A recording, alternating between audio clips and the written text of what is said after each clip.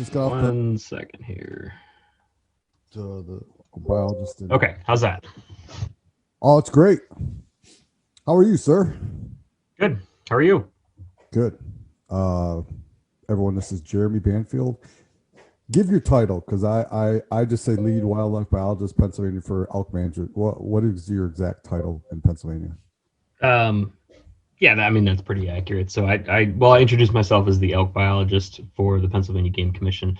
I guess technically it would be wildlife biologist, but I am 95% elk. 5% bear, deer, and raccoons, everything else. Right. Yeah. So I grew up in upstate New York. I think you did too, right? You're Rochester. I am. Yeah, South Rochester area. Where are you from? Yeah. Binghamton. Ah, okay. Yeah. The Amherst and you guys always had the Rochester Amherst and for hockey, and we always had the Binghamton something because they changed affiliations all the time. But I always meant there's a rivalry with Rochester.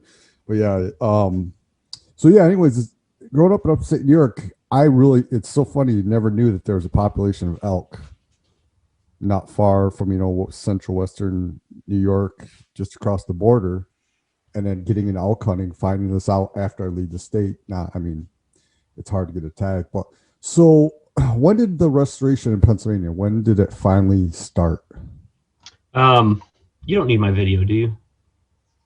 No, that's up to you. Yeah, I mean, it'll basically be recorded. I do the Zoom, and I have all this video that I could put up on YouTube, but I didn't expect to have so many interviews.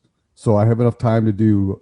I mean, I'm the host, the editor, the producer, the social media. I mean, I'm doing everything. So right now it's just audio. So eventually maybe I can get some stuff on YouTube. But yeah, that's fine. Whatever you call. I don't care. Okay, it's yelling at me that my internet is unstable, and so I'll cut the video, and that should give it. Okay. That should help the internets. All right. All right. Fire away. What'd you say? What was your first question there? Yeah. So when did the elk? When did Pennsylvania and I'm assuming Rocky Mountain Elk Foundation was involved with the restoration and reintroduction of elk to Pennsylvania? No. So originally, the first reintroduction or Pennsylvania's reintroduction would have been early 1900s, and that was before RMEF, Rocky Mountain Elk Foundation, even existed. Okay. So well, let me back up a little bit. Sometime around 1870, 1880s, somewhere in that range, the last elk, the last original elk, the eastern subspecies, is killed in Pennsylvania. There's a couple conflicting accounts there. I don't know how anybody could definitively say that they killed the last elk in PA, but a couple different people have made that claim. Again, how would they actually know? But somewhere in there, elk disappeared from Pennsylvania. And then 1913, the Game Commission, in its infancy at that time, brought in elk from Yellowstone National Park. So 1913 would have been the first reintroduction, and then it was followed up later on by a secondary one in 1915. And then there was a little bit of a hiatus, and a few more bulls were brought in 1924 and 1926. So the short answer there is between 1913 and 1926, 177 elk were released in Pennsylvania. And what's the population now? That's always a good question. We do an aerial survey every year. It's actually going on right now for 2021. It's done during the winter months because that's when all the foliage is off, and you usually have snow as a nice contrast in the backdrop. I don't have the results, obviously, for 2021 yet, but 2020 would have been roughly 13 to 1,400 animals. So the survey produced an estimate of 1,332 in 2020 last year, and then it had confidence intervals of around 1,250 to 1,600. So again, educated guess would be about 13 to 1,400 animals. Now, is there a high? How are the calves? Is there a high mortality rate? Are they pretty stable? Not because I know there's the predator. You guys don't have any really issues with predators. I mean, so as far as probably just winter and anything like that, is that mortality rate where is mostly affected for calves or anything? Yeah. So that's a good question. Uh, you're correct in saying that we don't have the suite of predators that some of the western states would, right? So bears, lions, wolves, stuff like that. We do have a really robust black bear population, um, and obviously we have coyotes as well. Uh, there was a there's been numerous calf studies, I should say. There's an early study from 2006 to 2009 where they collared about 100 calves and monitored them through a year of life, which is typical for calf survival. Because pretty much once they make it into the 6 month to a year range, their chances of survival go up pretty high. They found very, very low predation rates. So I think they found one that they assumed was a black bear, but they couldn't actually confirm it. We actually have a secondary calf survival study going on right now. Don't have any of the results from that yet. It'll finish up in the next 2 years, supposed to finish in 2023. Um, but some of that is suggesting that there may be a little bit higher predation than what we originally thought, but it's certainly not what I would call limiting, right? So we don't have a strong impact from predators on calves. Um, Same thing with winter. You know, Pennsylvania is not anywhere near the northern edge of the elk distribution, right? It's not Alberta, it's not Saskatchewan, it's not British Columbia, stuff like that. So yeah, I mean, we have winters obviously, but on the scale across North America, they're pretty mild.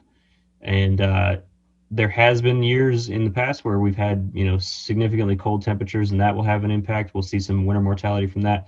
But on a general sense, winter mortality is pretty low. It's pretty rare. So calf survival is generally high. That's not to say that a portion of them don't die. It's not 100% by any means. But it's generally pretty high, and it's not something that we have to focus on in terms of is it limiting the population. I remember another thing. Excuse me.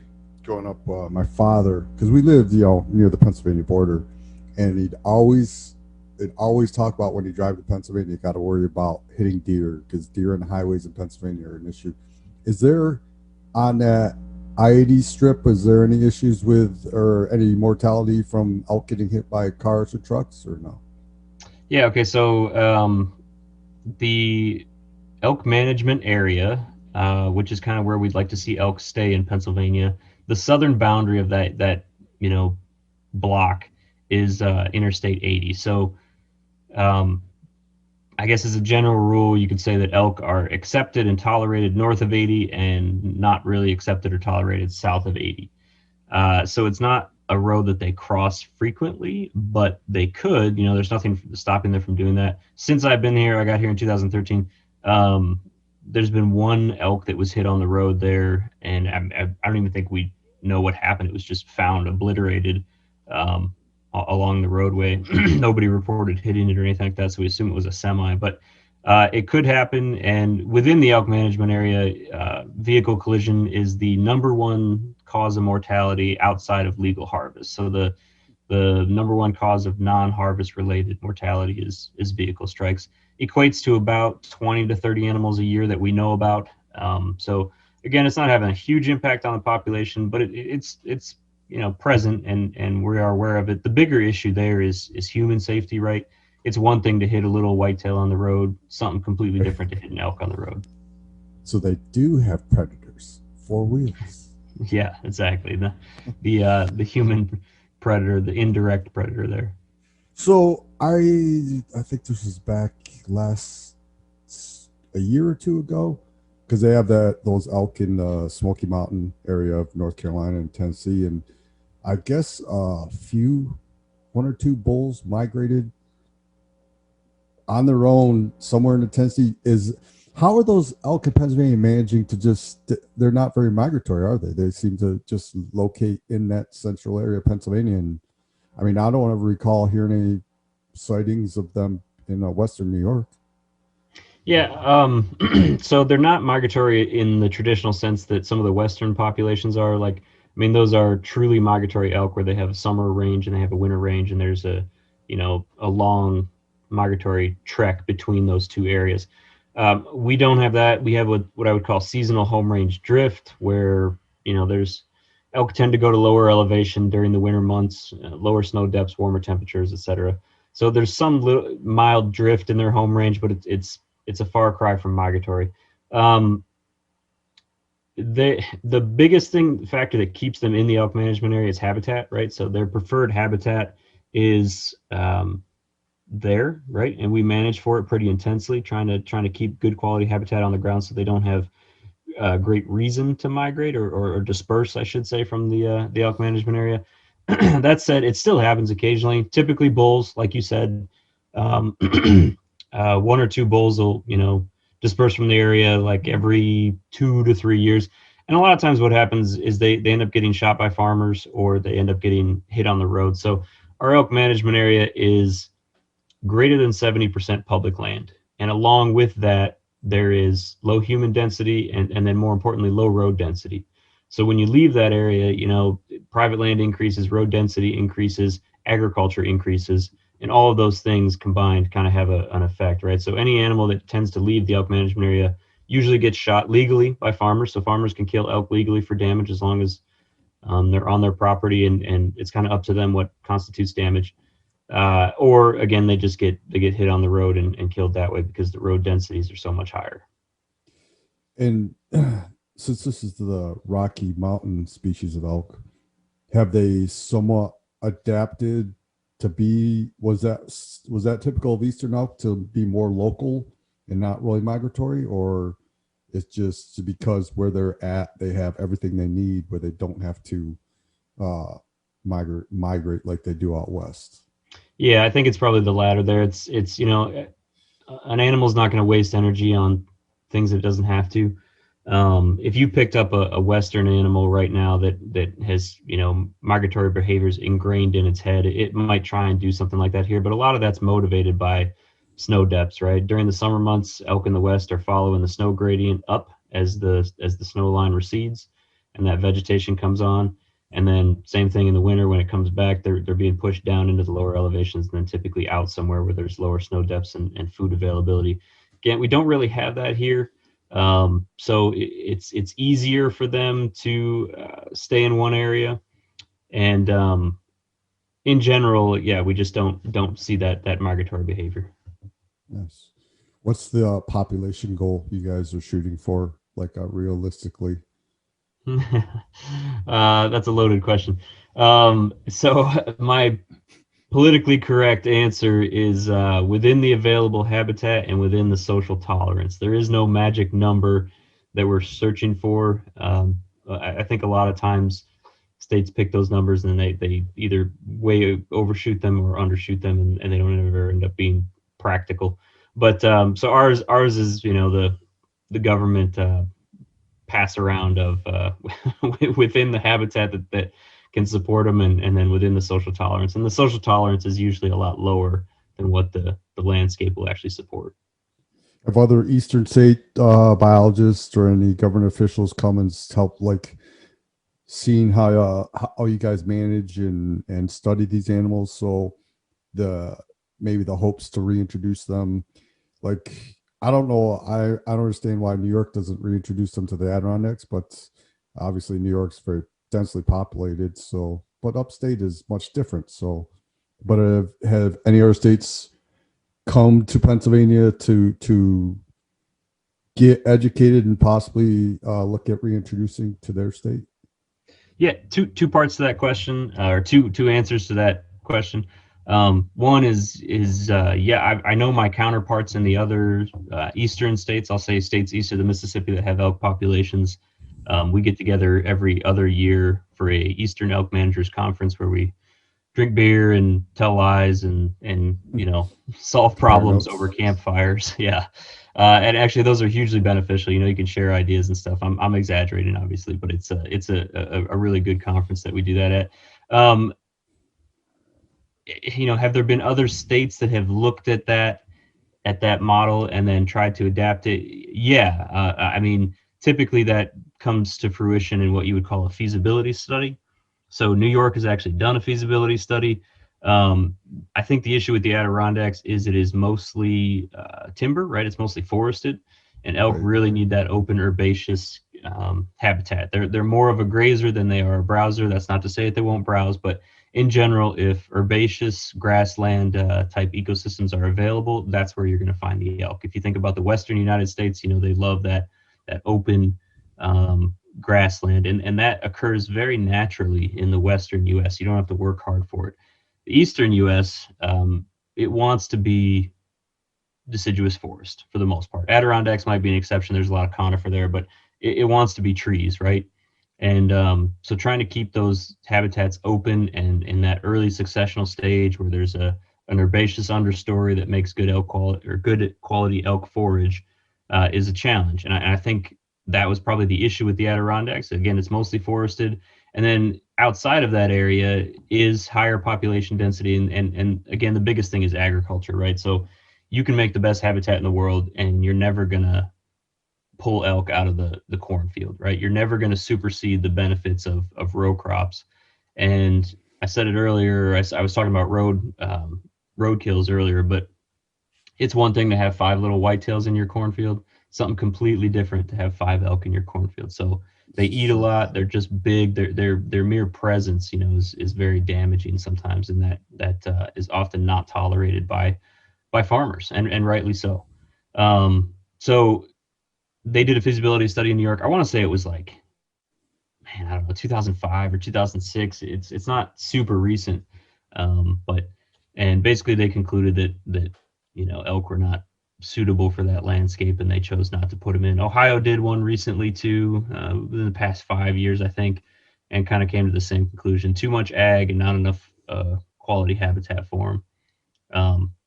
West Virginia would be the example, I think, of the most recent reintroduction where they purposely reintroduced elk, and they do it in those areas that have been strip mined, right? So coal has been extracted, and then they reclaim the landscape, and they often put in grass, right? I mean, they're taking hills or steep mountainsides and turning it into rolling hills with conifer covered tops, and it makes wonderful elk habitat. So if you're standing in some of those areas, you don't know that you're in the eastern U.S. You think you're in the foothills of Wyoming.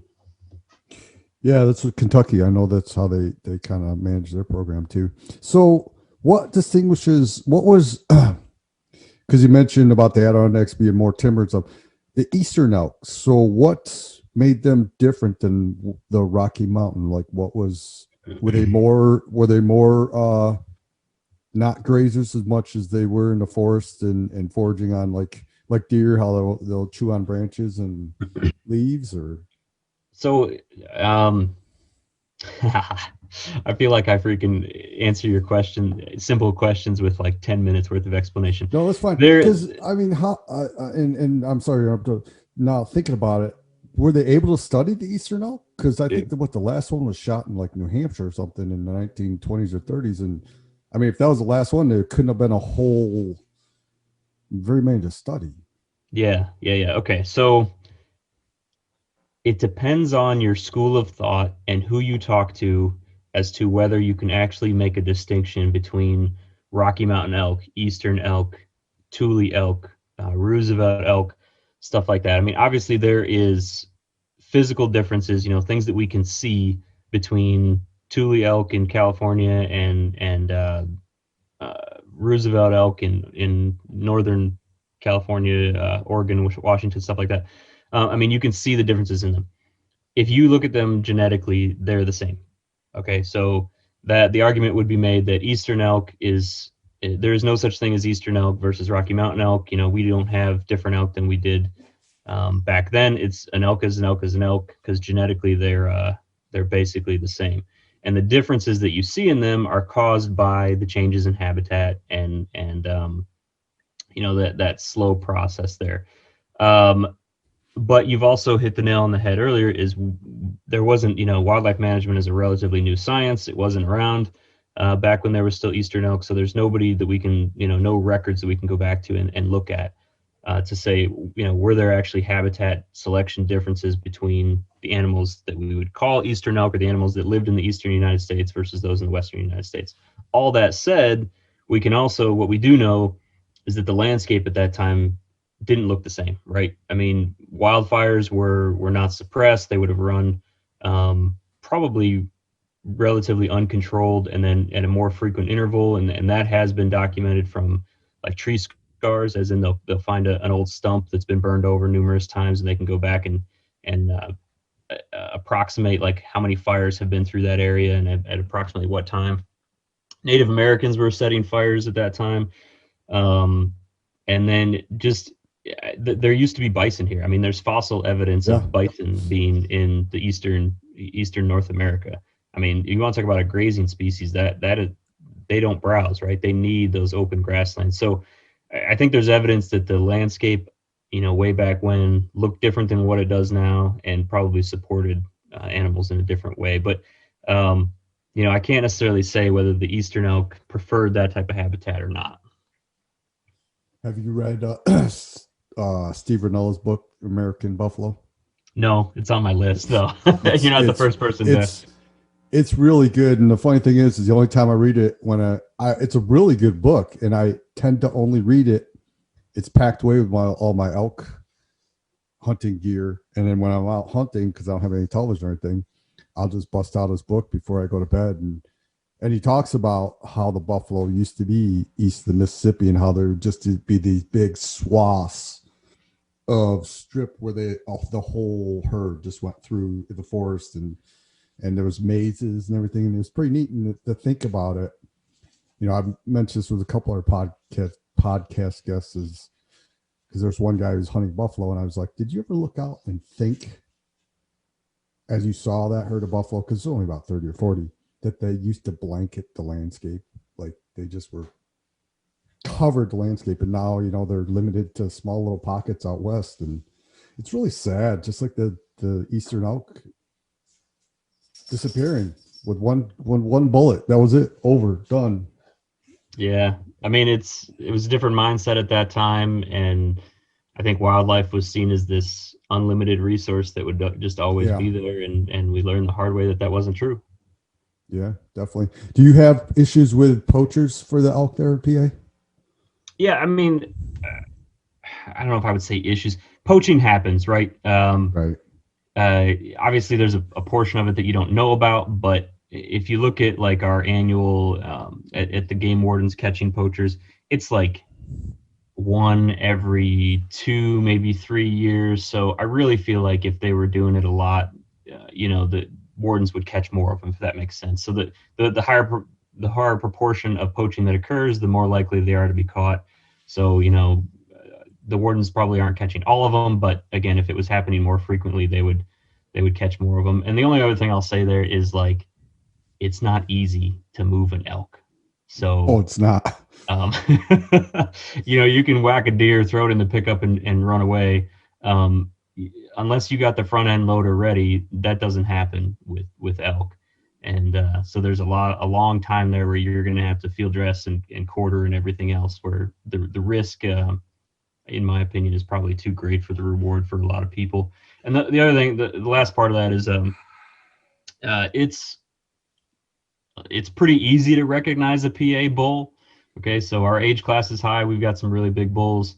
I can see Mm-hmm. it in the antlers, the differences between Pennsylvania elk and Western elk. So, you kill a big bull, what are you gonna do with it? You gotta squirrel it away in a closet somewhere, because if you show it to anybody, they're gonna, word's gonna get out, and you can't It's lie and yeah, say it came from especially with the somewhere else internet, it'd because be all over social media. yeah, totally. I mean, you tell me that 400 class bull came from Colorado, and I could see it's a PA bull. So, all of those things combined, poaching is not a huge issue for us. No, I mean it occurs, but it's probably really low. Yeah, I remember when we were talking about my buddy back home, little Maddie, and the bull he shot, and he sent me that picture. I'm like, you motherfucker! I bust my ass, and here you are in your very first elk hunt, and you shoot a freaking trophy bull. I'm like, Jesus, that thing was huge. It was the pool of options, man. It was the pool of options, not not anything else. So let's get towards the hunting now. Bull to cow ratio. What is about because they say like 2 to 1 is usually good, obviously, but it depends. Out west, you'll get like 100 some cows to 10 bulls. What do you guys typically average there in Pennsylvania? Yeah, the short answer there is about 33, 35, somewhere in that range. you pointed out already, heavily hunted populations would be as low as 10 per hundred. And then like a national park or something like that where there's no hunting, they can be as high as 50 bulls per 100 cow. We have a relatively limited harvest. There's only a handful of bull tags that are given out on an annual basis, and we're right down the middle there, so that makes sense. But 33 to 35 branched bulls per 100 cow would be our long-term average. So the rut occurs just like out west, same time, middle of September there. Yep. Just like it. Okay. Now, Yes. and that's when you coincide your hunting season. How did you guys come about determining how many animals, how many tags you're gonna issue? How do you do that? Yeah, so 3 different hunting seasons there, and yeah, the peak of our rut would be somewhere around like September 18, 19, 20, somewhere in that range. So between the second and third weeks in September. Our archery season falls right then. That's last 2 weeks of September is the archery season. We do have a general season in November for rifle, and then a late season that occurs in the first part of January. Just finished up a few weeks ago. So all of those seasons get an individual tag allocation, unique number of bulls, unique number of cows, and that's based on two things primarily. One is the population, right? So the estimate overall, and then the second part is the human elk conflicts, and kind of what we already touched on a little bit, but mostly agriculture, but also the number of vehicle strikes in a certain area. Elk get into residential areas and cause problems, stuff like that. They'll eat $10,000 worth of landscaping overnight. So they it's not just unique to agriculture. It's also just and any it runs the gamut of issues that people can have with elk, and they tend to be exacerbated just because they're so big, right? Like squirrels get into people's bird feeders and make them angry, but there's a difference between that and elk. Yeah, so it tends to be again, I guess, exacerbated or amplified a little bit with elk, and so our hunting seasons respond to that as much as we can, and we try and reduce populations in areas where that tends to occur frequently. So when someone gets selected for a tag, now out west, you have to basically hoof it sometimes because you'll get elk that are moving constantly, and yours are more localized. Do guys vary hunting methods, like some hum out of tree stands, stalk and spot and stalk, call? Do a lot of guys hunt from tree stands with elk in Pennsylvania? Not to my knowledge, and I usually advise against it only because okay, so there's not much spot and stalk. I mean, in traditional Western elk hunting, you can climb a high ridge and then you glass and you try and locate animals that way, and then you move in and try and take one. That doesn't work here, right? So not only is the topography not the same, but even if you climb a high ridge, all you're going to see is trees. So I tell people that they have to focus on the habitat, as I said, focus on that open canopy, herbaceous, grassland type habitat, because that's where the elk are going to be feeding, and try and pattern them that way, and then place yourself between there and a bedding area, or just get out into those areas during the periods of activity, which would be the morning and evening hours. They're still they still move around the landscape, so that's why I would steer people away from a tree stand. Like, they're not ubiquitously spread across the landscape the way that deer are, right? You can climb a tree stand anywhere in Pennsylvania, and probably eventually you're going to run into a deer. That's not really the case with elk. They're grouped up more. They're bunched up into herds. You have to find the elk and then hunt them where they are, if that makes sense. So kind of like goose hunting. You have to find the geese and hunt them where they are.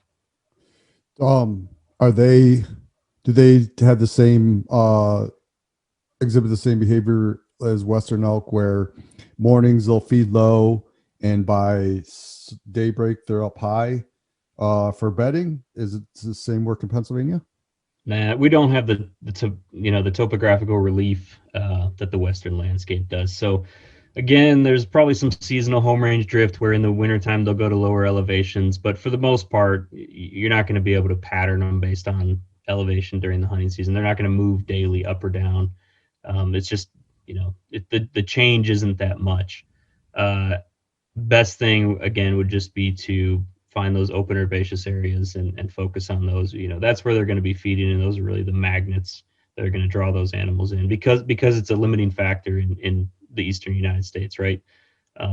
I said it earlier, but we want to be trees, and those are the areas where the elk are going to be feeding, and they're few and far between in kind of this ocean of mature timber.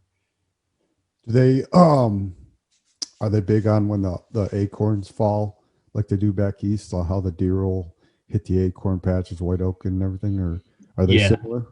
yes, absolutely, and that's probably one of the kind of the unique differences between Western elk and Eastern elk is, Western, there's not much of an acorn crop. Well, there's just not trees that produce acorns in the Western United States as much. Yeah, that is definitely a fall, September or October diet.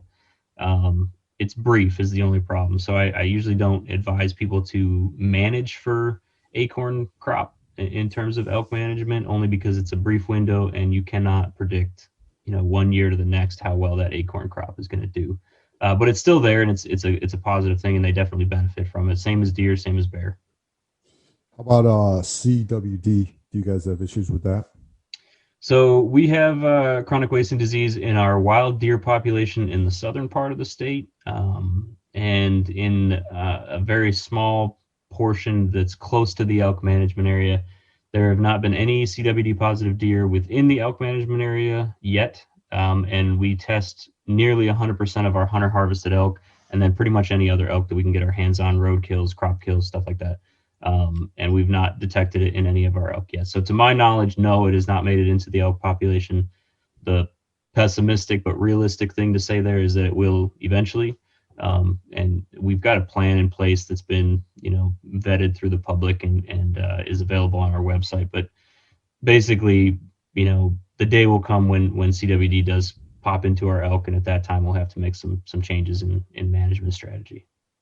How about ticks? I remember I was home a couple years ago, spring turkey in New York, and I mean, I hunted this area my entire life, and it was, I don't know what happened, but the ticks were insane. That was the first time I ever hunted New York and had ticks on it. Do you guys have a ticks problem? Yeah, it's funny you say that because, like, I remember growing up, same as you in New York, and I don't remember ticks being a huge issue when I was growing up. Yeah, especially in the spring, like you're saying. I mean, as soon as it starts to warm up, that March, April timeframe, it's like they are everywhere. You walk through the woods and any low vegetation, you're just gonna come out with 5 or 6 of them on your pants, type of thing. So yeah, ticks are just an ever-present part of Pennsylvania. Lyme disease is endemic to this area. Elk get them, but it doesn't seem to affect them a whole lot. They do have some pretty, I guess, good grooming behaviors, if that makes sense. So like, um, winter tick, for example, can really affect moose, and that's a lot of that is attributed to the fact that they just don't groom themselves as well. But elk tend to groom themselves pretty good, so they will, they do get ticks, and obviously they get tick-borne illnesses, but it doesn't seem to affect the population as a whole. Now, here's one that seems to be controversial as of late: shed hunting. And you guys have some big sheds, I'm sure. Do you guys, is it, I mean, I'm sure it's allowed, but it seems to be mixed now where they're trying to have certain areas that are restricted so you don't disturb the animals. Do you guys have issues with shed hunting causing problems with the animal behavior, affecting the animals at all, or do you know? Yeah, that's a really good question. The short answer is not to my knowledge, but I mean, you pointed out that, like, okay, several Western states have shed hunting seasons, and the reason they do that is shedding season often occurs, at the tail end of winter, right before spring green up. And so that is when the animals are in their worst nutritional condition. They've used up a lot of their fat reserves through the winter, and then green up hasn't really happened yet, so they haven't rebuilt any of that. So, they're sensitive, I guess is the best way to say it. And if you get people pushing them around on their winter range or late in the winter range there, that can have an effect. And so that's the reason behind shed hunting seasons and stuff like that. We don't have that. There's no shed hunting season in Pennsylvania. again, our winters wouldn't be the same as the western landscape. Yeah, the animals are definitely in their worst nutritional condition at that time period, but I don't know if it's worthy of bringing in a shed hunting season. Even if I wanted to, I feel like the political, it's such a politically charged issue that I feel like I would just get stomped on if I said, oh, we should put in a shed hunting season. I don't think it would ever actually go anywhere. Trying to enforce that would be a nightmare. Um, but yeah, it is a hugely popular pastime, and I don't want to detract from that. I mean, everybody's got cabin fever by that time, and it's a Yep. good way for everybody to get out and stuff like that. It's definitely getting more intense. I'll say that this past year, especially with COVID, it just seemed like every single bull out there, early part of March, somebody was standing there watching it or glassing it from afar, type of deal. More and more dogs, so shed hunting dogs are seems like those are really increasing in popularity. But I guess it's not a problem per se, at least not that I can attribute anything to. But it's definitely makes for crowded woods come springtime.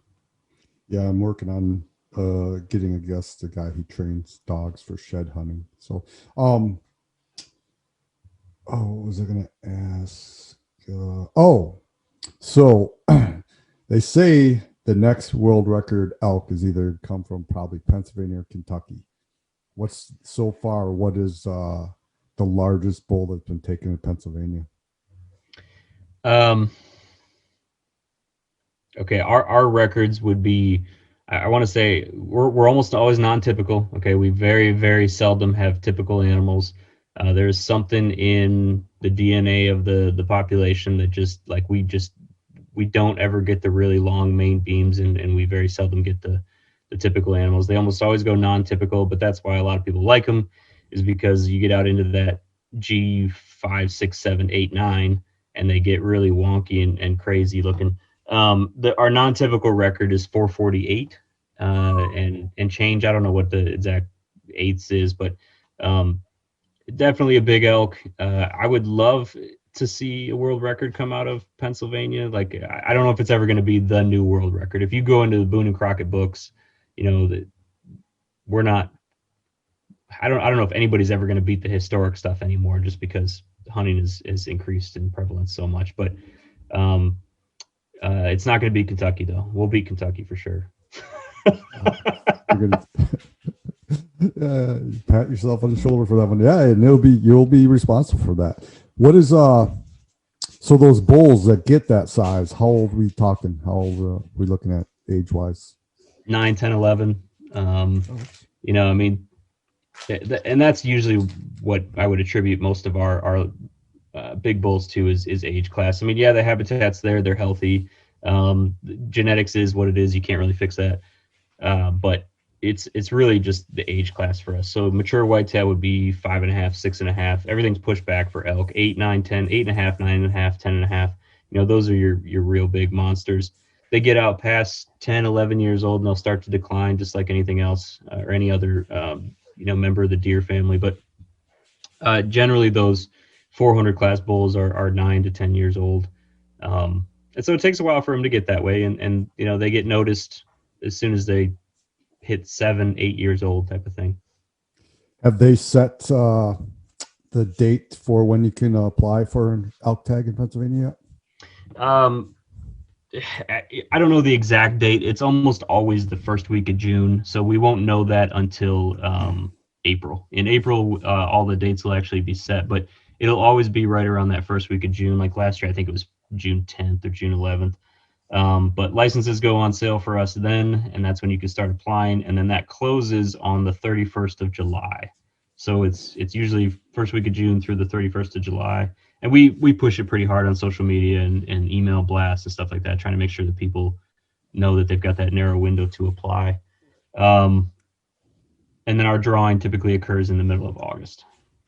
Yeah, I always put a reminder on my phone. I've just been getting. I mean, I know my chances of getting drawn are very rare, like win the lottery. But I'm building up points, and eventually one day maybe I'll draw a tag and make it out, and it's totally worth it. I think of what it's $10 plus handling fees.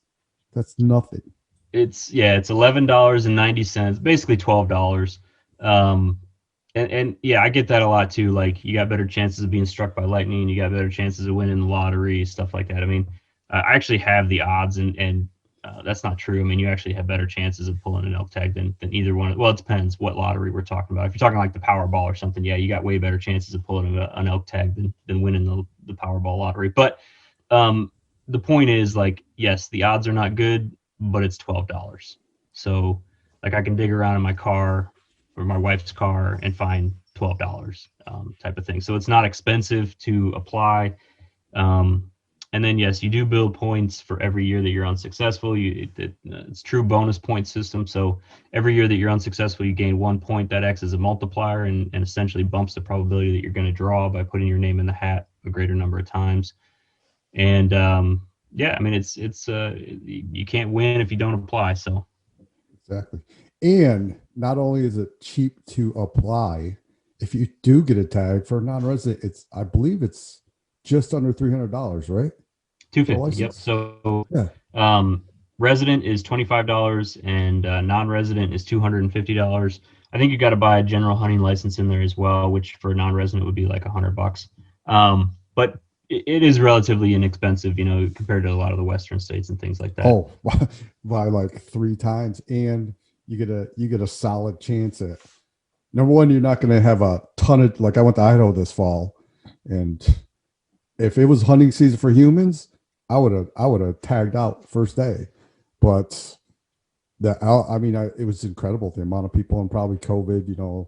People having time off probably had issues to do with the increased people out there. But should you get a tag in Pennsylvania, you're not going to have the pressure, and you're going to get a chance at a solid quality bull. So that's awesome. Yeah, and it's wicked cheap to just apply. So, Yep. Yep. Jared, go ahead. All I was going to say there is that our archery season is basically before any other season, so that one's certainly pretty quiet out there.